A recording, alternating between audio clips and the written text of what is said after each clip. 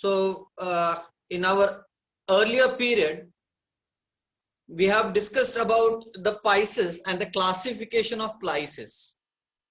How are Pisces? How are they evolved? How are they evolved from the earlier amphibians and so on? And we have seen the different classes and orders. With example, I have explained. And now after that Pisces, I should move to another topic, that is the amphibians. So this is new topic what I am supposed to discuss with you, that is amphibians and the classification of amphibians. So now when I say about amphibians, that this is the group of animals which comes after Pisces. Baga, it started with Pisces. जे सुरुवात कशी झाली, caudates किंवा वर्टिब्रेट्सची आपण विचार करतोय, लक्षात घ्या. कॉडेट्स मध्ये पहिला प्रोटोकॉडेट्स, सिफालोकॉडेट्स, मेटाकॉडेट्स किंवा हेमिकॉडेट्स आणि मग सिफालोकॉडेट्स आले. सिफालोकॉडेट्स वर फॉलोड इनटू Pisces. म्हणजे सिफालोकॉडेट्स मुळात अँफिऑक्सिस सारख्या प्राण्यांचा जर आपण विचार केला, they were aquatic, waterborne. Cephalochordates, that is Amphioxus, it is a marine water animal. And they evolved into the Pisces. म्हणजे या प्रोटोकॉडेट्स, हेमिकॉडेट्स आणि सिफालोकॉडेट्स, कॉडेटांची सुरुवात झाली म्हणजे इनव्हर्टिब्रेट्स कडनं वर्टिब्रेट्स कडे आपण आलो आणि वर्टिब्रेट्स मध्ये आपण प्रोटोकॉडेट्स, हेमिकॉडेट्स आणि सिफालोकॉडेट्स कडे गेलो. After cephalochordates we move to the Pisces, आणि Pisces मध्ये मग आपण कॉन्ट्रॅक्टाइज, ओस्टिकटाइज, आपण हे दोन त्याचे क्लासेस, सब क्लासेस आणि ऑर्डर्स पर्यंत आपण सगळे बघितले. म्हणजे सगळे मासे वर्गामध्ये आलेले. मग आपण त्यांचे गिल्स काय आहेत, फिन्स काय आहेत, रेस्पिरेशन इन Pisces आपण सगळं डिटेल्स मध्ये बघितलं. आणि आता आपण Pisces मधनं म्हणजे माशांच्या नंतर पुढच्या प्रजातीकडे आपण बोलतोय, दे आर अँफिबियन्स. अँफिबियन्स मुळातच आपण जर बघितलं तर amphibians, what we know about amphibians, त्यांच्या जनरल कॅरेक्टरिस्टिक्स बद्दल बोलायचं झालं तर आपण we say first they are semi aquatic. म्हणजे amphibians, they were on the water surfaces as well as they moved on the land surface. So where you can see the general characteristics of the amphibians, this is just an outline of the amphibians, where the phylum Amphibia is divided into subclass.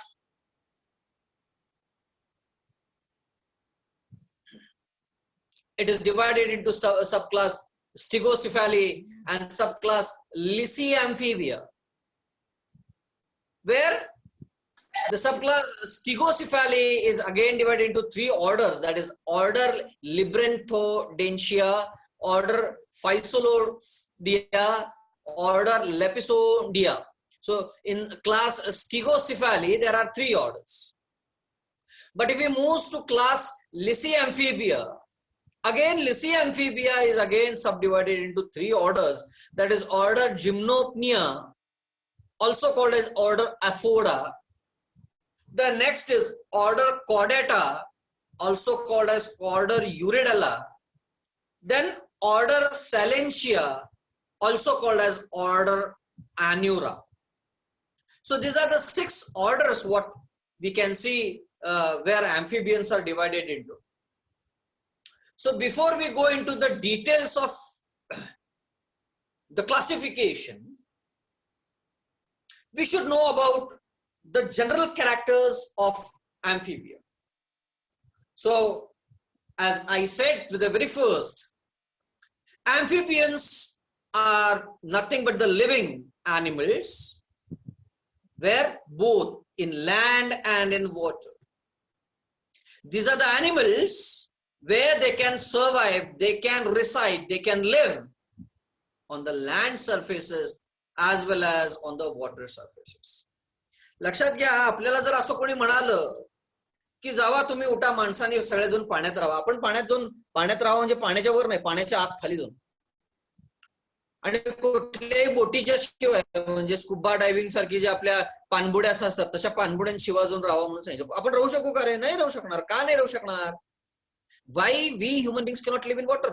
Because we don't have certain organs which can respire in water. आपण पाण्यामध्ये जगण्यासाठी जन्मलेलो नाही होतो, आपण purely land सर्फेसेसवर जगण्यासाठी जन्मलो.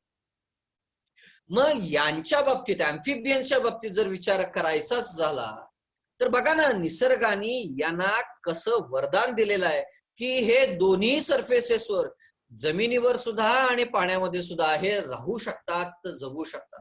म्हणजे यांना जमिनीवर श्वास घ्यायचा असेल तर त्यांना नाकपुडे आहेत आणि लंग्स आहे, आणि याच अॅम्फिबियन्सना जेव्हा पाण्यामध्ये राहायचं असेल तर त्यांच्या नाकपुड्या, नॉस्ट्रिल्स बंद होतात आणि त्यांच्या शरीरामध्ये म्हणजे पाण्यामध्ये स्किनच्या माध्यमातून रेस्पिरेशन, ज्याला आपण मस्क्युलो क्युटॅनस रेस्पिरेशन म्हणतो, अशा प्रकारचं मस्क्युलो क्युटॅनस रेस्पिरेशन पाण्याच्या माध्यमातून चालतं. मग त्यांचं सेकंड जनरल कॅरेक्टरिस्टिक्स काय आहे? जनरल कॅरेक्टर्स मधलं सगळ्यात आहे महत्वाचं, they are cold blooded animals. फार महत्वाचं आहे. They are poikilotherms. सगळ्यात महत्वाचा शब्द poikilotherms. So what are poikilotherms? The animals who have their body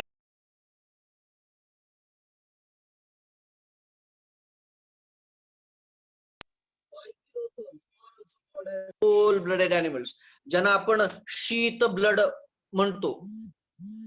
म्हणजे काय की हे प्राणी ज्या पाण्यामध्ये किंवा ज्या वातावरणामध्ये, जमिनीवर असतील किंवा पाण्यामध्ये असतील, त्या पाण्याचं किंवा जमिनीचं जे तापमान असेल ते त्यांच्या शरीराचं तापमान असतं. हे फार महत्वाचं आहे. आणि अगदी आनंदाने सांगतो, यांच्या बाबतीत एक फार विचित्र प्रकार आहे अॅम्फिबियन्सच्या बाबतीत. अगदी हे थंड बर्फाळ प्रदेशामध्ये सुद्धा सापडतात. म्हणजे जेव्हा पाण्याचं टेम्परेचर 0 डिग्रीच्या खाली, म्हणजे पाणी बर्फ दगड होऊन बसतो, आता मात्र मजा आहे. या बर्फामध्ये सुद्धा हे बेडूक तिथं राहतात आणि स्वतःला अगदी दगडासारखे घट्ट करून टाकतात. त्यांचं फक्त हार्ट चालू असतं आणि हार्टच्या माध्यमातून अतिशय मंद गतीनं रेस्पिरेशन चालू असतं. शरीरामध्ये कशाही प्रकारची हालचाल या अॅम्फिबियन्सच्या माध्यमातून त्यावेळी होत नाही. म्हणजे अगदी -52 डिग्री सेंटीग्रेड मध्ये सुद्धा हे जगतात 6-6 महिने. आणि समजा हे लँड सरफेसेसवर असतील तर मग जे काही जमिनीचं तापमान असेल, कधी 40, 42, 45, 46, 47, 48, 49, 50 डिग्री सेंटीग्रेड जरी वातावरणाचं जमिनीचं टेम्परेचर गेलं, so in these 50 degree centigrade, so in both extreme conditions, in a very cold climate and in a very hot climate also, amphibians can live, they can thrive, they can survive. The body is divided into 3: head, neck and trunk. Actually neck, I cannot say neck. Neck is not a very a long neck, but a very short neck is present, and sometimes they have tail or may not have tail. अॅम्फिबियन्स मध्ये आता बेडकाच्या बाबतीत बोलायचं झालं, बघा, बेडूक त्याच्या larval stages मध्ये त्याच्या शरीराला पाण्यामध्ये असताना शिफ्टी असते, आणि जेव्हा बेडूक मोठा होतो, अडल्ट होतो, त्याची शिफ्टी नाहीशी होते. याचा अर्थ बेडकाला शिफ्टी नाही का? आहे. So the body is divisible into 3: head, neck and trunk, and sometimes tail may be present or may not be present. Skin is without scales. हा एक सगळ्यात महत्वाचा भाग आहे की त्यांच्या स्किनवर, माशांच्या वर जसे खवले असतात त्यांच्या शरीरावर, बेडकांच्या शरीरावर चुकून सुद्धा खवले नाही आहेत. हा ऍडव्हान्टेज आहे. का? कारण बेडकांना मस्क्युलोस्क्युटॅनस रेस्पिरेशन, स्किनच्या माध्यमातून रेस्पिरेशन करायचं, हे फार महत्वाचं आहे, लक्षात ठेवा. Next, mucus glands present in skin keeping it moist. त्यांच्या शरीरावर स्किनमध्ये म्युकस ग्लँड, अशा स्टिकी सिक्रिशन, चिकट द्रव सिंथसाइज करणाऱ्या ग्लँड्स आहेत आणि त्याच्या माध्यमातून या बेडकांच्या शरीरावर सातत्यानं असा चिकट द्रव, बेडूकाला बघा तुम्ही हात लावला की चिकट लागतो बेडूक, का तर त्यांच्या या म्युकस ग्लँडमुळं. आणि त्या म्युकस ग्लँड का महत्वाच्या आहेत तर त्यांचं स्किन हे कायम ओलं असलं पाहिजे म्हणून. का तर त्याला रेस्पिरेशन करावं लागतं स्किनच्या माध्यमातून, ही त्याची कॅरेक्टरिस्टिक प्रॉपर्टी आहे. त्यानंतर आलं respiration. External ears are absent. बेडकांच्या मध्ये बाह्य कान, आता कानामध्ये 3 एरियाज असतात, इंटरनल इयर, मिडल इयर आणि एक्सटर्नल इयर. माणसांच्या बाबतीत बोलायचं झालं तर हा बघा आपला इयर पिन्ना, आपण जो सगळ्यात बाहेरचं आवरण म्हणतो त्याला इयर पिन्ना, मधला भाग त्याला इंटरनल मिडल इयर म्हणतो आणि त्याच्या आतला भाग आहे त्याला इनर इयर म्हणतो. बेडकांच्या बाबतीत बोलायचं झालं तर त्यांना इंटरनल इयर आणि मिडल इयर आहे आणि त्यांचा जो बाहेरचा कान जसा पिन्ना म्हणतो आपण तो झाकलेला आहे, त्याला टिम्पॅनम डायरेक्ट बाहेरनं दिसतो. म्हणजे त्यांच्याकडे एक्सटर्नल इयर हा ऍब्सेंट असतो. ही गोष्ट लक्षात इथं प्राधान्यानं ठेवायची. Respiration is through by lungs and gills and even buccopharyngeal cavity. फार महत्वाचं लक्षात घ्या. बेडकांच्या मध्ये किंबहुना अॅम्फिबियन्स मध्ये रेस्पिरेशन 3 प्रकारे केलं जातं. 1 थ्रू लंग्स, फुफ्फुसांद्वारे. 2 गिल्स.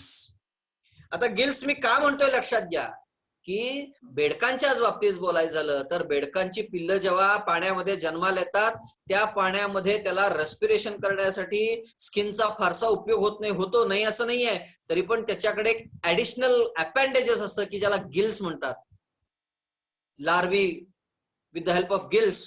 आणि हे गिल्स भविष्यामध्ये जेव्हा हा लार्वा मोठा होतो त्या गिल्स नाहीशा होतात आणि त्याच ठिकाणी लंग्सची निर्मिती होते. आणि त्याच्याशिवाय ब्युकोफॅरेंजियल कॅव्हिटी, ब्युकस, ब्युकल कॅव्हिटी, माउथ आणि फॅरिंग्स गळ्याचा भाग, ब्युकोफॅरेंजियल कॅव्हिटीच्या माध्यमातून सुद्धा ते रेस्पिरेशन करू शकतात. आणि त्यानंतर अत्यंत महत्वाची यांच्या बाबतीत एक गोष्ट म्हणायची झाली तर देअर हार्ट इज 3 चेंबर्ड.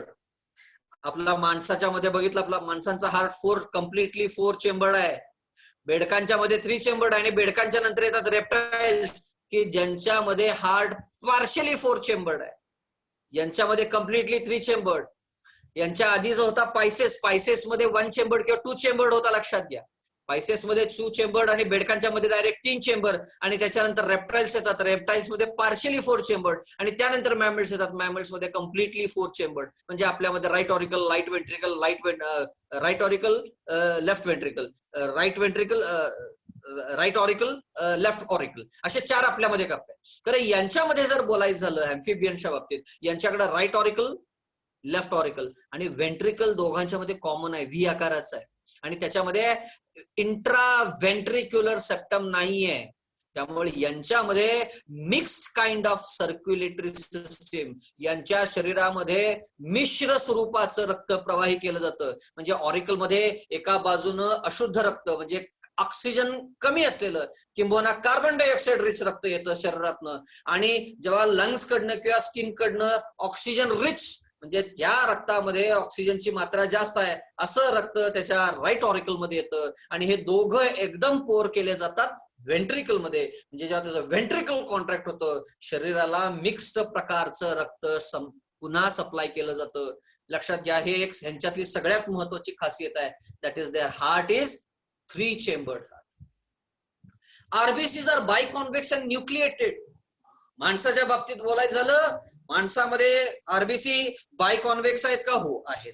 मग आपल्याकडे न्यूक्लिएटेड नाहीये, अर्थात न्यूक्लिएटेड आपल्यामध्ये आरबीसीज आहेत. कधी आपल्या आरबीसीज ज्याला आपण इरिथ्रोपोयोसिस म्हणतो, आपल्या आरबीसी जेव्हा आपल्या बोन मॅरो मध्ये, आपल्याला माहिती आहे आपल्या रक्तपेशी ज्या तांबड्या रक्तपेशी आहेत, आपल्या हाडांच्या मध्ये असलेलं जे बोन मॅरो पोकळी आहे त्याच्यामध्ये आपल्या रक्ताच्या पेशी तयार करतात आणि त्या प्रोसेसला इरिथ्रोपोयोसिस म्हणतात.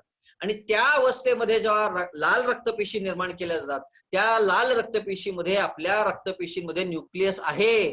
खरं जेव्हा त्या लाल रक्तपेशी आपल्या हाडांच्या छिद्रांमधनं बाहेर येतात रक्तात प्रवाही होण्यासाठी, तेव्हा त्यांच्या रक्त त्या रक्तपेशींमधलं तो आरबीसी काढून टाकला जातो आणि त्याची जागा हिमोग्लोबिन घेतो. म्हणून आपल्या रक्तपेशींमध्ये आपण आपल्या खरं वास्तविक अडल्ट मध्ये अन्यूक्लिएटेड आरबीसीज असं म्हणतो. तर ऍक्च्युली आपल्या आरबीसी ज्या जन्म घेत असतात तेव्हा त्यांच्याकडे न्यूक्लियस असतो. ही बाब महत्वाची लक्षात ठेवायची. बोनी एंडोस्केलेटन, आपल्याकडे जसा हाडांचा सापळा आहे तसा बेडकांच्या मध्ये म्हणजे अॅम्फिबियन्स मध्ये, सगळ्या अॅम्फिबियन्स मध्ये त्यांचा बोनी एंडोस्केलेटन आहे. हे फार महत्वाचं लक्षात ठेवायचं. Generally larva that is aquatic ammonotelic. आता महत्वाचं आहे, what is mean by ammonotelic? प्राणी मात्रांना आपण त्यांच्या एक्सक्रिटरी प्रोडक्ट म्हणजे लघवी असते, त्या लघवी 3 प्रकारच्या असतात निसर्गामध्ये, ज्याला अमोनिया, युरिया, युरिक ऍसिड या 3 प्रकारामध्ये वर्गीकृत केली जाते एक्सक्रिटरी प्रोडक्ट्स. मग यांचा जो लार्वल कंडिशन आहे म्हणजे थोडक्यात बोलायचं झालं पौगंड अवस्था ज्याला आपण म्हणतो या अॅम्फिबियनची, त्या अवस्थेमध्ये त्यांचे जे लार्वी आहेत पाण्यामध्ये असतात, ऍक्वॅटिक आहेत, आणि त्या वेळेमध्ये हे त्यांची जी लघवी आहे ती अमोनियाच्या माध्यमातून येतात. का? कारण अमोनिया निसर्गामध्ये ते पाण्यात आहेत आणि पाण्यामध्ये जो एक्सक्रिटरी नायट्रोजनस वेस्ट प्रोडक्ट आहे हा पाण्यामध्ये लवकर विरघळला जातो आणि तो फार त्यांना स्वस्त मिळतो पाणी, म्हणून ते तिथं पाणी केलं जातं आणि म्हणून तो अमोनिया स्वरूपामध्ये, पाणी लिक्विड अमोनिया स्वरूपामध्ये त्यांच्या लघवीमधून तो बाहेर पडतो. आपल्या बाबतीत म्हणायचं झालं तर आपण युरिया माध्यमातून देतो, कारण आपल्या शरीरामध्ये बऱ्यापैकी पाणी असतं. पावसाळ्यामध्ये जास्त पाणी असतं आपल्या शरीरामध्ये आणि उन्हाळ्यामध्ये आपल्याला पाणी कमी पडतं. म्हणून आपली बघा उन्हाळ्यामध्ये आपल्या युरिनचा जर विचार केला स्कॅन्टी, आपल्याला लघवी कमी होते, लघवी घट्ट दाट होते उन्हाळ्यामध्ये, आणि पावसाळ्यामध्ये लघवी पातळ होते किंवा पाणी जास्त आपण पित असतो किंवा शरीरातनं बाहेर पाणी जातो, म्हणून ती युरिया फॉर्म मध्ये असते. आणि तेच रेप्टाईल्स किंवा बर्ड्सच्या बाबतीत जर विचार केला, एव्सच्या बाबतीत जर रेप्टाईल्स किंवा एव्स म्हणजे हवेमध्ये उडणारे जे प्राणी असतील किंवा सरपटणारे प्राणी पाळी असतील, यांच्या शरीरामध्ये पाण्याची कमतरता आहे आणि म्हणून बघा त्यांच्या शरीरातनं जी लघवी दिली जाते ही क्रिस्टलाइन फॉर्म मध्ये, ज्याला युरिक ऍसिड फॉर्म म्हणतो, क्रिस्टलाइन फॉर्म मध्ये दिली जाते. तर तशामध्ये यांचा जो लार्वल कंडिशन आहे, लार्वल कंडिशन मध्ये अमोनिया स्वरूपामध्ये आहे आणि अडल्ट जेव्हा येतात म्हणजे माणसांसारखे जेव्हा ते मॅच्युअर होतात ते त्यांची लघवी युरिकोटेलिक म्हणजे युरियाच्या माध्यमातून. व्हिडिओ म्यूट केलाय. त्यांच्याकडे एक्सक्रिटरी सिस्टीम आहे, युरोजेनेटल ट्रॅक्ट आहे, all open outside through the cloaca. त्यांच्याकडे माउथ, एनस म्हणजे कम्प्लीट डायजेस्टिव्ह सिस्टीम आहे, स्वतंत्र अशी एक्सक्रिटरी सिस्टीम आहे, स्वतंत्र युरिनोजेनायटल सिस्टीम. युरिनोजेनायटल सिस्टीम शब्दाचा अर्थ समजून, युरिनो म्हणजे लघवी, जेनायटल म्हणजे रिप्रोडक्टिव्ह बॉडीज, दोघांची कॉमन असणारी अशी युरिनोजेनायटल सिस्टीम यांच्याकडे आहे आणि ती ओपन होते क्लोएकाच्या माध्यमातून. आणि generally all majority all amphibians are, हे सगळे प्राणी अॅम्फिबियन्स अंड्याच्या माध्यमातून पिल्लांना जन्म देतात. म्यूट करायचा आवाज चालू ठेवायचा. कुणीतरी स्पीकर चालू केलाय, बंद करा, म्यूट करा स्वतःला. सो काय ढकलपात मधलं नाही शिकवायला लागली जात, हे एकटं शिकवू त्याच्या, दुसरे शिक्षकच नाही शिकवाय. आणि एकाचा एक विषय झाला, केमिस्ट्री नाही, फिजिक्स नाही, झू नाही, बॉटनी नाही.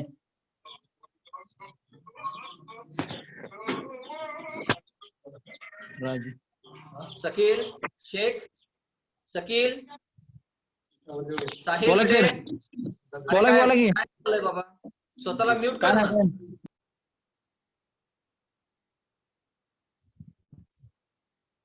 Okay, so where now you can see that generally many of them, majority of them are oviparous.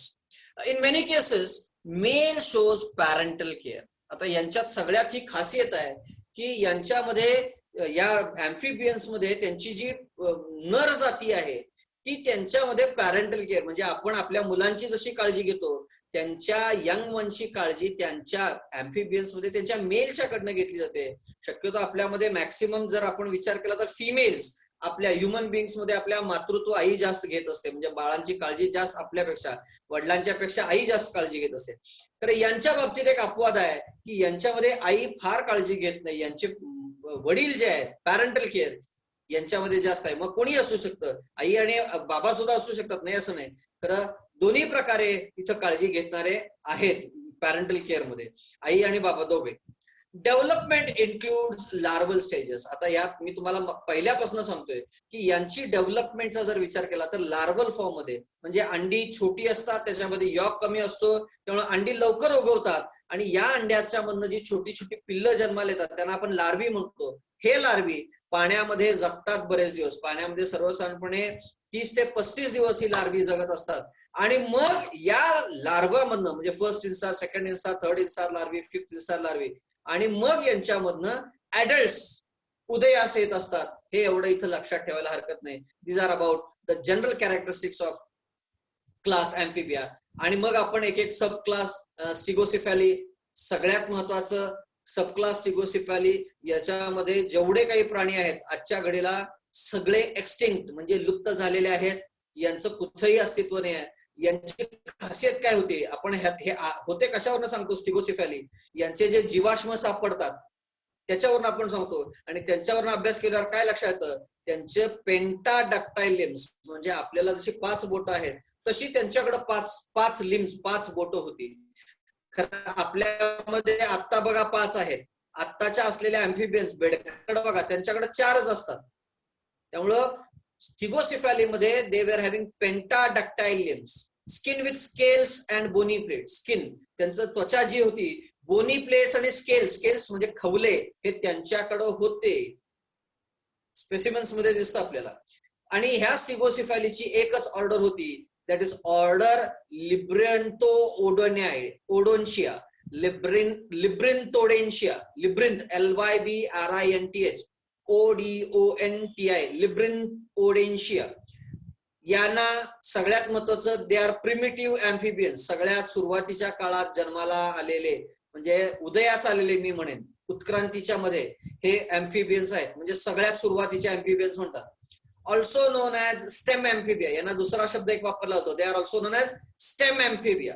आणि यांची खासियत काय होती, लार्ज होती, त्यांचे दात मोठे होते, with folded dentine same as crossopterygian ancestor fishes. काही माशां, कारण मी आधीच म्हटलं माशांच्या पासून अँफिबियनची उत्पत्ती झाली, म्हणजे माशांच्या मध्ये बदल घडले. आणि म्हणून बघा काही माशांच्या मध्ये लांब दात होते, डेंटाइन त्यांच्याकडे होतं, आणि म्हणून त्यांना क्रॉसोप्टेरेजियन अँसेस्टर्स. काही माशांना आपण क्रॉसोप्टेरेजियन अँसेस्टर्स म्हणतो. आणि त्याचं एकमेव एक्झाम्पल आहे आपल्याकडे माहित असलेलं युरिओप्स, UERYOPS, युरिओप्स. हे एक्सटिंक्ट झालेले आहेत, लुप्त झालेले आहेत.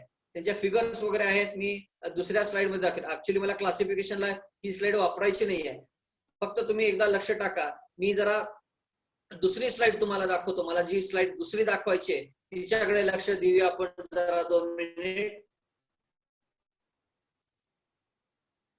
Sorry. Yes, so now you can see this slide. आपण हे सगळं बोललोय अँफिबियनचं क्लासिफिकेशन, हे सगळे कॅरेक्टर्स बोललेत, कोल्ड ब्लडेड, क्लोआका, 3 चेंबर्ड, बोला बघा, 2 ऍट्रियम, 1 वेंट्रिकल, RBC लार्ज, हे सगळ्या गोष्टी आता बोललोय. इथं ह्या काही गोष्टी राहिल्यात. इनडायरेक्ट डेव्हलपमेंट लार्वा बोलो, अॅमोनाइट्स, एनियन ऍब्सेंट आहे. आता व्हॉट इज एमनियॉन? एमनियॉन म्हणजे यांच्या अंड्यामध्ये 3 आपल्याकडे कसे एक्स्ट्रा एम्ब्रियोनिक मेम्ब्रेन असतात, कोलंटॉस, यॉर्क सॅक, अलंटॉइस, हे ज्याला म्हणतात. यांच्यामध्ये त्यात अॅनामनॉइड्स मध्ये एमनियॉन नावाचं एक आवरण असतं, हे यांच्यात अब्सेंट असतं. आणि ब्रॅक्टोलॉजी, अँफिबियन्सच्या स्टडीज, म्हणजे या ज्या अँफिबियन्सचा अभ्यास करतात त्या अभ्यासाला काय म्हटले लक्षात घ्या, बॅक्ट्रोलॉजी हा शब्द वापरला जातो. आणि मगाशी म्हटल्याप्रमाणे इव्हॉल्व फ्रॉम क्रोसोप्टेरिजियन फिशेस, काही माशांच्या मध्ये जे लांब दात वगैरे जे काही कॅरेक्टर्स होते यांच्यापासून आलेत. बाकी या सगळ्या जनरल कॅरेक्टर्स आपण बोललेलो आहे. आता ह्या आपण क्लासेस, आपण स्टिगोसिफॅली आणि इस्तेम्बुल्फिया एक्सटिंक्ट, आपण हे सगळं डिटेल्स मध्ये बोलत आलेलो आहे. त्याच्या ह्या आता 3 ऑर्डर्स आपण बोललोय, लक्षात घ्या, एपिसोड संडे होईल. आता इथं खऱ्या अर्थानं बघा त्याचे फिगर्स चालू झालेत. ह्या एक्सटिंक्ट आहेत. युरोप्स हा आज आपडत नाही, किंवा लार्ज क्रोकोडाइल्स अर्थात रेप्टाइल्स मध्ये येतात. तर हे रेप्टाइल्स नाही आहेत, रेप्टाइल्स सारखे, लाईक रेप्टाइल्स बघा, लाईक क्रोकोडाइल सारखे दिसणारे होते, खरं हे आज अस्तित्वात नाहीत. आणि मगाशी मी म्हटलं एकमेव एक्झाम्पल आहे युरिओप्स, तेच मी सांगितलं, लिब्रांटोडेन्शिया, हे असे दिसायला होते. अर्थात ही स्केच फिगर काढलेली आहे हातानं, तर त्याच्याबद्दल मी आता फारसं काही भाष्य करत नाही. आता पुढच्या गोष्टी, हे बघा, हा सापळा असा त्यांचा सापडलेला आहे, हा असा दिसतो, हे आपल्याकडे अस्तित्वात आहेत. त्यामुळं आपण यांचं, आणि यांच्याकडे पेंटाडक्टाईल म्हटलं, 1 2 3 4 5 आहेत का, 5 बोट. आजच्या बेडकांच्या मध्ये बघितलं तरी तर 4 आहेत, 1 2 3 4 आहेत, तर यांच्याकडे 5 आहेत. हा इंटॅक्ट अशा पद्धतीनं हे सापडले. आता याच्यामध्ये बघा, इथं मध्ये त्याच्यामध्ये बेडकांना कसं 2 बोटांच्या मध्ये स्किन असते, ती त्याच्यामध्ये तुम्हाला दिसते. अशा प्रकारे आपल्याला पुढे जायचं आहे. तर जर असं मी इथं बघा, त्यांचा दात केवढा मोठा दात आहे, त्याचा टीएस घेतलेला आहे, दाताचा सेक्शन घेतलेला आहे, दाताचा टीएस असतो. आता हे पुढच्या गोष्टी आहेत, आपण मी जरा पुढच्या वेळेला बोलेन. तर असं थांबतोय, कारण आता TYBSCच्या ज्या परीक्षा होणार आहेत ऑनलाईन ऑफलाईन, किंवा ज्या TYBSCचे रिपीटर्स आहेत, त्यांच्या FY किंवा SY काही राहिला असेल तर त्यांच्या एक्झाम्स उद्या 1 तारखेपासून आहेत. त्याच्या अनुषंगाने आता महत्वाची मिटिंग आहे प्राचार्य साहेबांसमोर ऑनलाईन, तर त्याला मला जॉईन व्हायचं आहे. त्यामुळे मी आता तुमचा पिरियड अर्ध्यातनच पुढचे 10-15 मिनिट मी इथं थांबवतोय. मी पिरियड इथं थांबवतोय. आपण पुढच्या पिरियडला डिटेल्स मध्ये बोलूया. कोणाला काही अडचण शंका असेल विचारायला हरकत नाही. आज फक्त 15 लोक आहेत झूमच्या आपल्या ऑनलाईन क्लासला. हे काही चांगलं नाही. 45 ऍडमिशन्स आहेत, 45 मधली फक्त 15 लोक ऑनलाईनला पिरियडला दिसत आहेत. बाकीच्यांना पिरियडला यायला सांगा. परीक्षा कोणत्या क्षणी तुमच्या चालू होतील या वर्षाच्या नवीन सेमिस्टर 3च्या, त्यामुळे तुम्हाला अभ्यास करावा लागेल, त्याच्याकडे लक्ष द्या. I will stop here right now. Okay, bye.